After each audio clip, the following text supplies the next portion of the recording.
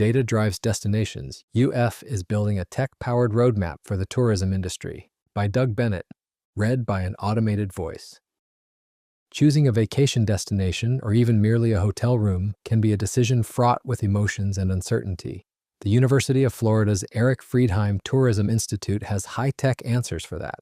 As a bridge between leading-edge research and tourism industry needs, the Institute is at a pivotal, invigorating moment. Its research output is crucial to nurturing Florida's largest industry. Institute Director Rachel J.C. Fu says, that means focusing on artificial intelligence, robotics, and big data analytics to make tourism-related businesses more insightful and responsive. AI and robotics are not optional. They're the future of tourism and hospitality, says Fu, a professor and chair of the Tourism, Hospitality, and Event Management Department in the College of Health and Human Performance. In other parts of the world, robots are already cleaning hotel rooms, delivering room service, and handling some guest services. In the United States, those practices are catching on more slowly. EFTI, Fu says, is poised to lead the way. Technology like AI and robots can make travel smoother and more enjoyable for guests and more efficient for businesses. For Fu and the EFTI, big data and AI are just part of the picture. Institute researchers have written the blueprint for the cruise industry's pandemic response, produced groundbreaking work on overtourism, and brought clarity to the sometimes dizzying world of online hotel reviews. EFTI's research findings are powerful assets that drive service innovation across the restaurant and hospitality industries, says Bob Shallow of Diversified Restaurant Group. The Institute's work translates complex data analytics, AI applications, and consumer behavior modeling into practical strategies. That helps companies personalize guest experiences, optimize labor and supply chain systems, and reimagine service delivery with automation and robotics, he notes.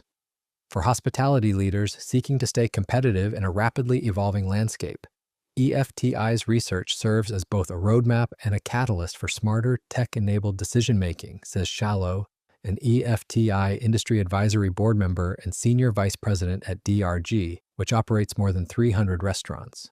When Andrei Kirilenko was studying climate change a decade ago, he wasn't thinking about a career in tourism research. Ultimately, that partial career pivot ended up feeling very natural.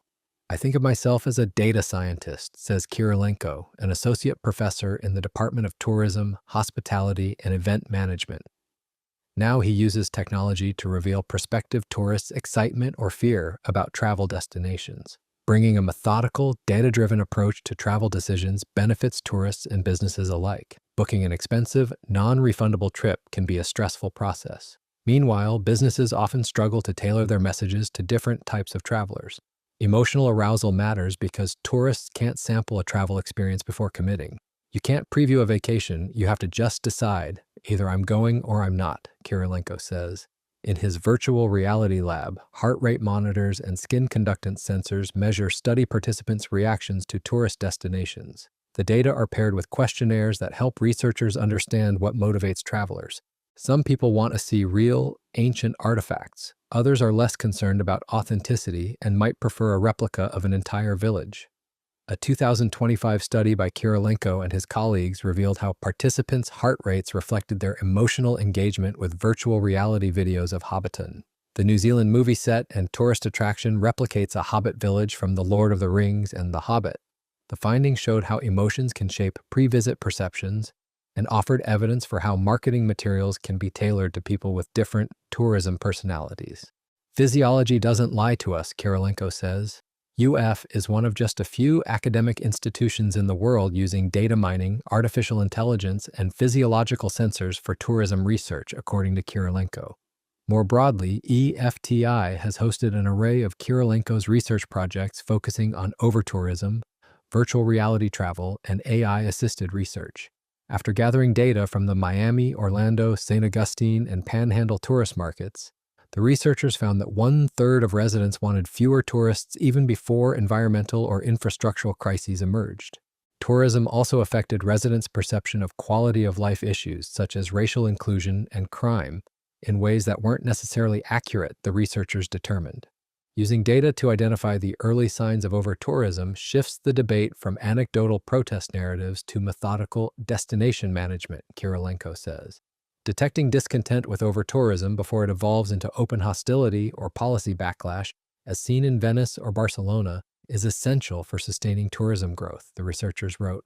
The overtourism study and others by Kirilenko make use of one of his preferred and most powerful tools, people as sensors. He explains it this way: most of us leave footprints, either actual or digital ones, in life. Much of that can be captured and analyzed by AI and big data, revealing otherwise hidden clues about travel and recreational habits. For Kirilenko, that has included mining Instagram for recreation patterns at a large lake on the Texas-Oklahoma border. That helped the U.S. Army Corps of Engineers better understand how the area was being used for recreation. Kirilenko has also analyzed social media posts to better understand tourists' co-visitation habits, the sites and activities people are grouping together. The goal, he says, was to discover the less explored parts of Florida, to drive return visits from U.S. visitors, and spark international tourists' interest in new destinations. All of us are sensors in our environments. If I observe the individual social media habits of enough people, I can draw bigger picture conclusions, Kirilenko says. One of his ongoing projects involves identifying ecotourism hotspots around the country. To do that, he's mining data from more than 2 million people who use a plant and animal identification app, more than 1 billion species identifications in all. Whether it's butterflies, bees, or mushrooms, Kirilenko is crowdsourcing biodiversity hotspots. Ecotourists can easily learn where their favorite species are clustered, and city officials can use the details to promote those activities, he says. So far, the analysis has turned up one notable surprise: biodiversity in urban Detroit, where nature is reclaiming neglected neighborhoods. That, Kirilenko says, underscores the power and precision of big data analysis in everything from public opinions about climate change to finding hidden troves of plants and animals. For me, big data is like a gift from God, he says. For travelers who encounter a service robot or find clarity in a morass of online hotel reviews, Hengshuan Oscar Chi is a driving force behind those experiences. Chi, an assistant professor of tourism, studies the impact of AI and other technology on the delivery of services, especially in hospitality and tourism. People's perception drives everything, Chi says. That idea propels much of his research, which includes designing more appealing robots for service industries and helping consumers and business owners better understand online hotel reviews. With robots, Chi is working to unravel a dilemma. Customers often respond positively when robots show human-like behavior, yet there's also a limit to that. Robots with overly human features aren't always better received by customers. To help hospitality businesses choose or design optimal robots, Chi developed a 4-dimensional scale to boost the machine's perception as human-like. That includes a human appearance, social intelligence that emphasizes responsive, natural interactions, emotional awareness that reacts to customers' moods, and self-awareness that suggests a degree of personality. Some of those traits matter more than others. A service robot's social and emotional intelligence are more impactful than its appearance, Chi notes. A new EFTI-funded study will test which robot features matter most to hotel guests. Developers believe human-like robots perform better, but is that true? Chi says. Having relatable robots is something of an imperative for the hotel industry, he notes. A confluence of factors is pushing the hospitality industry toward more automation. Hotels in Europe and Asia are already making significant use of robots for cleaning, room service, guest check-in, and basic information-related services. For U.S. hotels, Chi says, that level of automation is coming eventually. His research aims to help the hospitality industry get that right, and not just for guests. Robots, Chi notes, are no panacea. Hotel guests might appreciate the novelty, but that acceptance isn't universal. Automation is also potentially demoralizing for workers who spend more time around robotic colleagues. Unlike retail shopping, customers expect a certain level of human interaction within a hotel, he says. Chi's other work has delved into a dilemma that many travelers face repeatedly: how much to trust AI-generated hotel reviews versus those created by humans. Popular hotels and restaurants may have thousands of reviews, creating information overload for consumers. To address that, major travel websites deployed AI to produce concise, readable summaries of customer feedback. Chi set out to learn how AI summaries affect customers' decision-making and whether people react differently to AI and human reviews. To answer those questions, about 800 study participants were randomly assigned to read one of 2 hotel review summaries. The content of both reviews was identical, with the only difference being its label as AI generated or written by a human traveler. The review was labeled as being written by either Olivia Bennett or a language model called Review GPT. Amazing hospitality management with seamless and dedicated 24/7 customer service. Nice rooms with good views, very beautiful and clean property, extra courteous staff eager to assist and help you, the review said. Among the study participants, positive reviews written by humans were deemed more trustworthy than AI, Chi found. The human-authored reviews were also associated with stronger intentions to complete a booking. Negative reviews from AI and humans influenced travelers' decisions equally. The study participants also trusted human reviews more, leading them to spend 25% more time scrutinizing AI reviews. That suggests people process AI-generated content more carefully and pay closer attention to the details it presents. Ultimately, Chi says both approaches have value. Travelers' reviews offer the emotional authenticity of human feedback. AI delivers clear, efficient summaries from large volumes of customer opinions. Picking a vacation spot is a very emotional decision, while AI is cold and factual, he says.